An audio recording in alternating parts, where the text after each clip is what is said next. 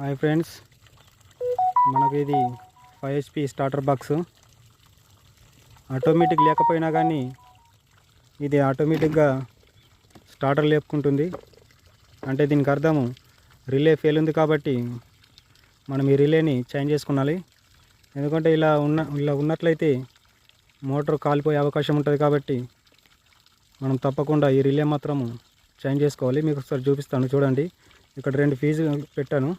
ఇక్కడ ఇగో మూడో ఫీజు పెట్టేసరికి ఆటోమేటిక్గా ఆన్ అవుతుంది. తీసిన వెంటనే ఓపెన్ అయింది ఆటోమేటిక్గా. అదే ఆటోమేటిక్ వైర్లు కూడా పక్కనే ఉన్నాయి. కాకపోతే స్టార్టర్ మాత్రము ఆటోమేటిక్గా అదే లేపుకోవడం జరుగుతుంది. కాబట్టి ఈ రిలే ఫెయిల్ ఉంది కాబట్టి మనకి రిలే చేంజ్ చేసుకోవాలి.